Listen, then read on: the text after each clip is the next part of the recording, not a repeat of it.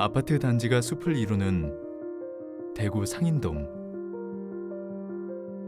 이곳 주민들이 사랑하는 아주 특별한 공원이 있는데요. 다양한 편의시설과 아름다운 조경을 갖춘 월곡 역사공원입니다. 사실 이곳 월곡 역사공원은 임진왜란 당시 치열한 접전이 일어난 곳이기도 한데요. 1593년 3월 임진왜란이 한창이던 그때 이곳에선 어떤 일이 일어났는지 그 시절로 떠나봅니다.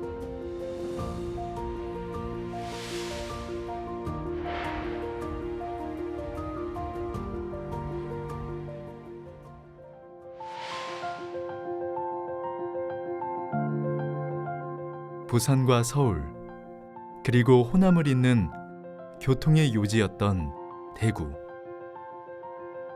임진왜란 당시 대구는 왜군의 중요한 물류기지였는데요.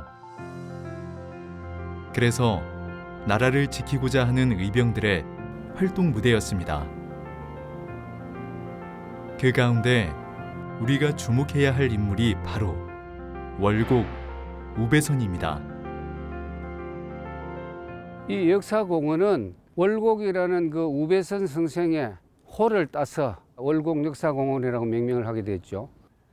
임진왜란 당시에 우배선 선생은 24살의 백면서생으로서 어병을 소집하게 됩니다.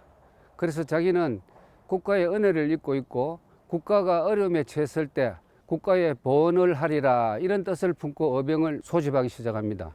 그래서 어병을 소집해서 약 88명의 어병 정도 소수 인원이지만은 외적하고 전쟁을 해서 굉장한 전가를 올리죠. 임진왜란이 일어난 지 7일 만에 대구가 함락됐는데요. 파죽지세로 몰아붙이던 왜군은 전쟁 발생 21일 만에 수도 한양을 빼앗았습니다. 나라의 운명이 위태로운 그때 관직도 없었던 청년 우배선이 나섰습니다. 우배선 장군은 임진왜란이 일어나자 24살의 백면서생으로서 어병을 소집을 하게 되죠. 대구 하원 일대의 왜적들을 많이 소탕하는 데 전공을 세웠죠. 그래서 간에 청거돼서 합천군수, 금산군수, 나강군수로서 역임을 하고 말년에는 종이품의 벼슬로서 관직을 끝내고 향리로 내려왔죠. 그래서 내려와서 덕동정사를 짓고 연락당이라는 현판을 달고서 후진을 양성하고 말하자면 강론을 하고 그랬죠.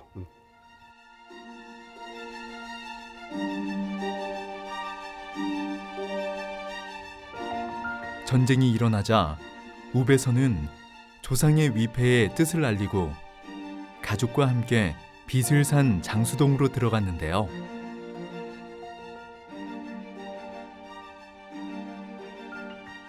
그곳에서 활과 화살을 만드는 장인을 모아 무기를 제조했습니다.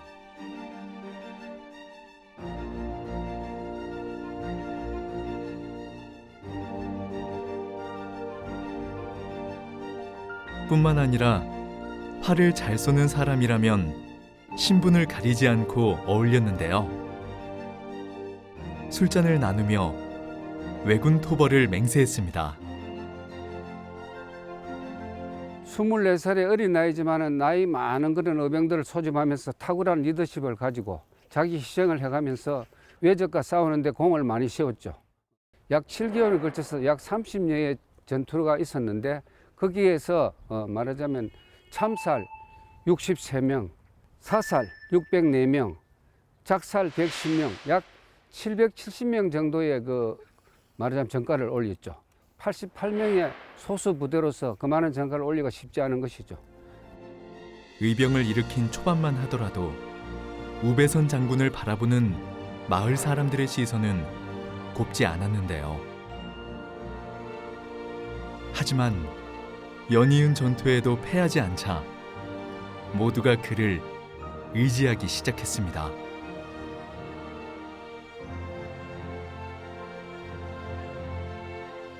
책을 좋아하던 우배선은 그의 의병 활동을 문서로 남겼는데요. 성주화원 의병 공군책과 창의유록은 임진왜란과 대구의 의병 활동을 연구하는 데 중요한 자료가 되고 있습니다.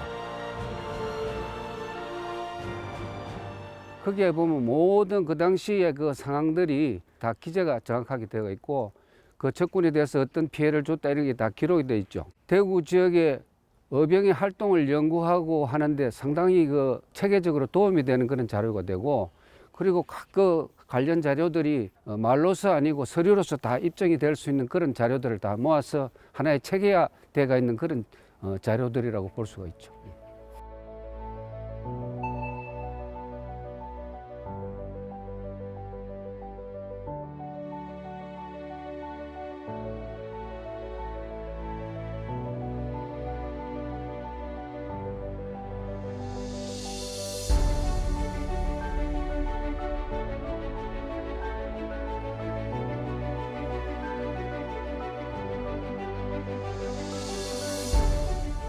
구국 정신을 볼 수가 있고 그리고 또 모든 것을 기록화해서 하나의 정당성이나 이런 것을 우리가 후세들한테 알릴 수도 있고 그런 가치가 있겠죠.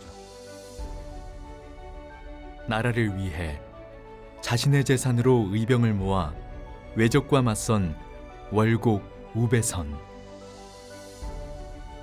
그렇게 그는 1953년 3월 11일과 18일 이곳에서 큰 승리를 거머쥐게 됩니다.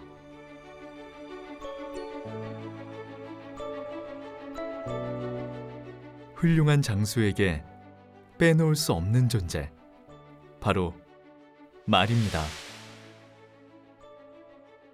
월곡 우배선에게도 아주 특별한 말 한 마리가 있었는데요. 현재는 여기 엄마비가 있는데요. 엄마라는 것이 뭐냐면은 400년 전에 이 들판에 야생마가 살고 있었습니다. 그런데 이 야생마 중에서 한 필이 유독 사납고 성격이 까칠해서 사람들이 접근하기가 쉽지 않았죠. 그런데 유독 우배선 장군이 다가가면 순하게 순순히 말을 잘 들어서 애마로서 사용하기 시작했죠.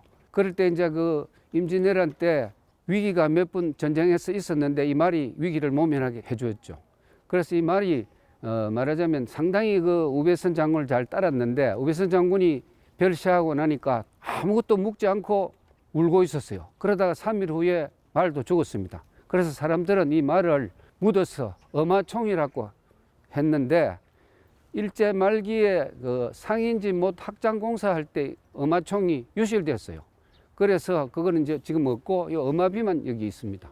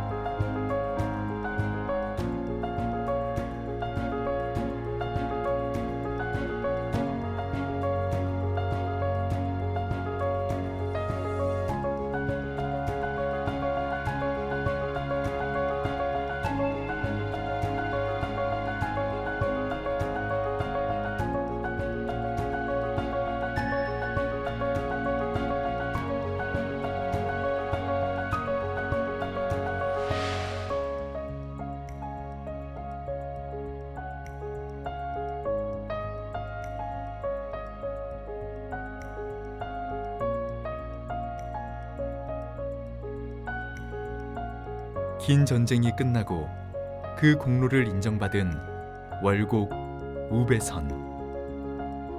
1595년 합천군수를 시작으로 금산군수, 나간군수 등의 벼슬길을 걸었는데요. 자신의 재산을 굶주린 백성에게 나누며 민생을 살폈습니다.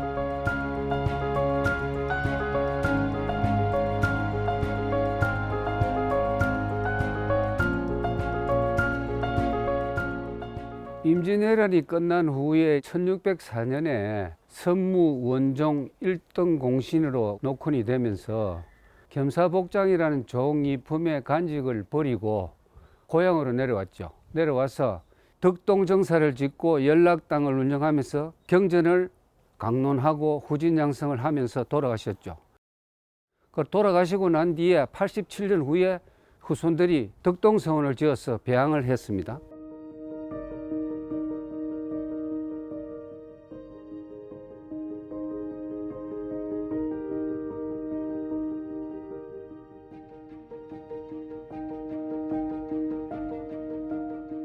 그 덕동서원이 1871년도 흥선대원군의 서원 철폐령이 내려질 때 해체가 됐어요. 서원이 없어져 버렸어요. 그래서 후손들이 안타깝게 생각하고 있던 중에 1965년도 우종식, 우종묵 그 형제가 사비로서 낙동서원을 지어서 그렇게 유림에다가 헌납을 했죠. 그래서 지금은 우배선 성생이 낙동서원에 배양이 되어 있습니다.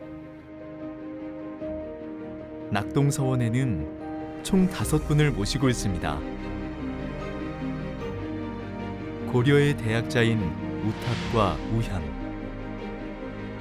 그리고 고려 공민왕 시절 홍건적을 물리치고 왕성을 되찾아 공신이 된 우길생, 선주교에서 피살된 정몽주의 시신을 홀로 나서서 안장한 고려 충신 우현보, 마지막으로 조선의 의병 우배선까지.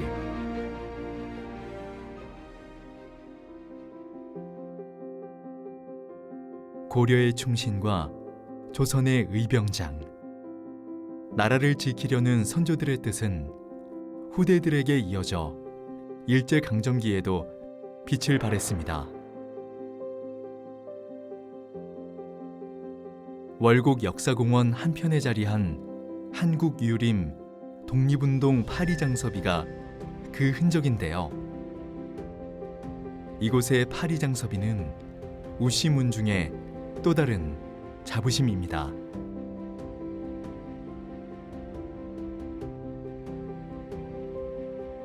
경설국치 후에 프랑스 파리에서 개최되는 세계 만국 평화회의였습니다. 그 회의에 유림 137명이 연대 서명을 하고 자주 독립을 호소하는 그런 내용이 들린 2670넉 자의 장서가 적힌 그런 사건이 파리 의장비 사건입니다.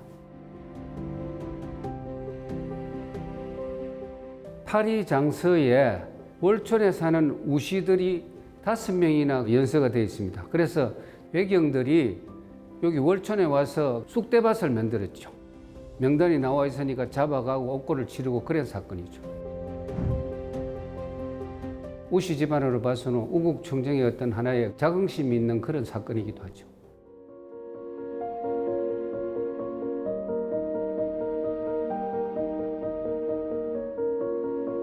조국의 독립을 위해 자신의 재산을 상해 임시정부로 보낸 인물도 있는데요.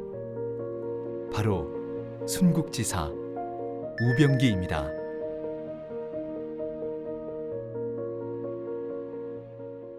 우병기 선생은 자수성가한 사업가입니다. 상해 임시정부에 독립자금을 수차례 보내죠. 그 보내는 과정에서 일경에 적발이 되어가지고 청진감옥소에 수감되어서 2년간 옥고를 치르면서 대전 감옥으로 다시 이송이 되었죠. 그때가 1944년도인데 이송되자마자 그에 얼마 안 돼서 옥사를 합니다.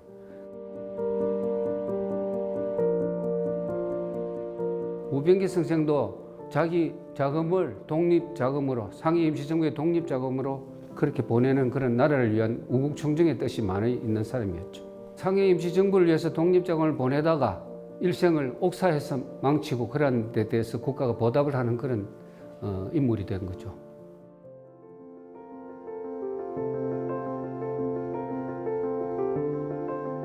시간이 지나 1993년 나라에서는 우병기 지사의 공을 기려 건국 포장을, 2005년에는 건국 훈장 애족장을 추서하기도 했습니다.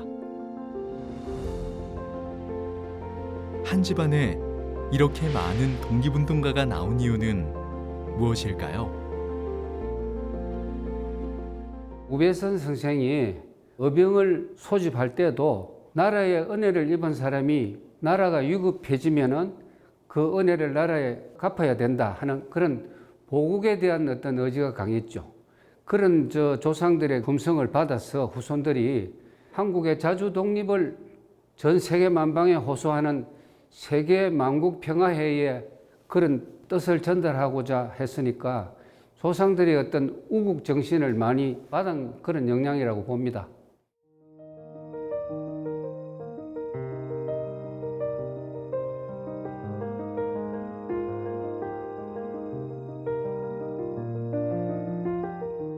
월곡 우배선 장군과 우병기 지사를 비롯한 다양한 자료가 공원 안에 위치한 월곡 역사박물관에 전시되어 있는데요.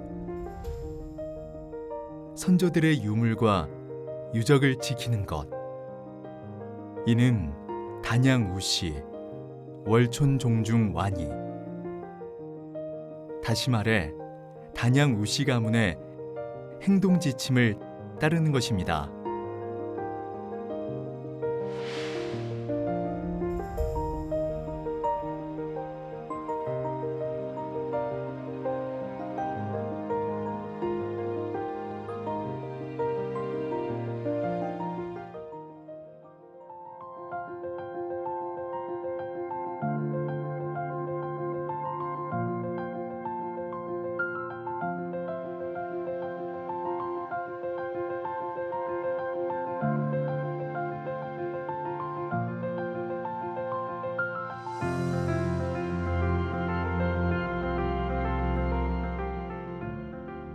아파트 개발에 바람이 불던 시절, 후손들은 문중의 땅을 개발하는 것이 아닌 시민들을 위한 공원으로 기부하며 조상의 유적과 유물을 보존했습니다.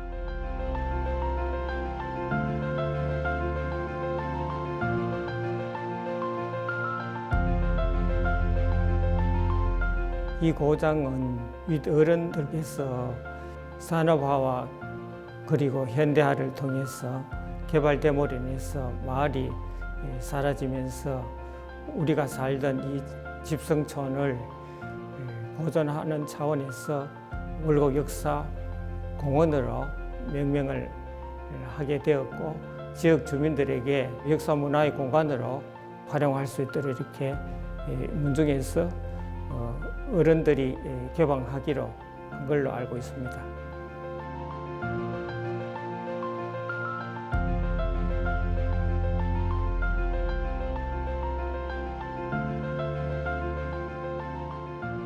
나아가서는 이 박물관이 또 우리 선조님의 유지를 기리고 역사 문화의 공간이며 힐링, 나아가서는 운동하는 장소로서 잘 활용되기를 바라는 그런 마음입니다. 그래서 이제 이 공간들이 젊은이들, 청소년들한테는 어떤 역사 교육의 도장으로도 활용이 되고, 시민들에게는 이 공원이 힐링 장소로도 휴식처도 되고요. 그리고 또 외지에서는 오는 사람들은 대구에 볼거리가 하나 있는 거죠. 관광 명소로서도 여기 많이 찾고 있고요. 그렇습니다. 나라를 위해 누구보다 먼저 나선 조상들, 그리고 자신의 재산을 기꺼이 이웃과 나누며 조상의 뜻을 섬기는 후손들, 그 흔적이 가득한 월곡 역사공원에는 오늘도 사람들의 발길이 끊이지 않습니다.